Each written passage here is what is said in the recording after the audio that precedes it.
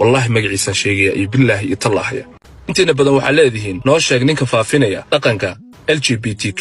ee musharaxa ah ee aad sheegaysid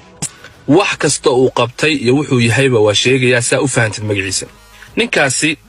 dhaqanka uu wado ee magaalada uu ka wado ee Soomaaliya uu ka wado ee mashruuca uu ku soo qaatay haduusan joojin waan wadayaa barnaamijkan ninkaasi wuxuu ahaa ra'iisul wasaare hore dalka sidoo kalena hadda madaxweynuhu raadinaya mashruuc ku soo qaatay oo Yurubiyaanka uga soo qaatay in uu ka shaqeeyo dhaqanka LGBTQ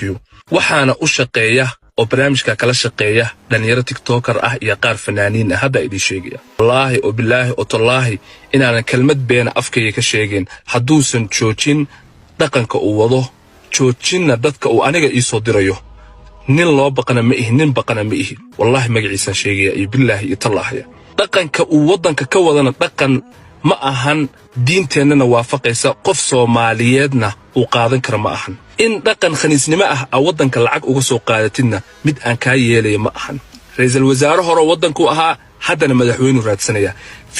video ku xiga haduusan joojin dadka uu soo dirayo magaciisa sheegaya magaciisa wallahi sababta hadda aan iskaga ilaalinayna waxay tahay qofka maskaxdiisa saaxiibka u ah bal fahmi kara koow haddaadan joojin dadka ay soo diraysid iyo barnaamijka awadida LGBTQ iyo LWL mashruuca ka wadid Soomaaliya wallahi waa ku sheegaya dhalinyarada caanka ah ee qaar fanaaniinta yihiin ee kala shaqeynaya barnaamijkan ee qaarkoodna ay TikToker yihiin ee meeshii lagu xiraba asaga soo sidaaya wallahi asaga soo sidaaya meel kasto lagu xiro fiiri waxa jira nin dhalinyaro ah oo meelo badan lagu xiray oo la soo sidaayay asaga qarash ku bixiya barnaamijkaasna faafinteeda bay ka shaqeeyaan waxa kale oo jira niman fanaaniin ah oo taageersan asaga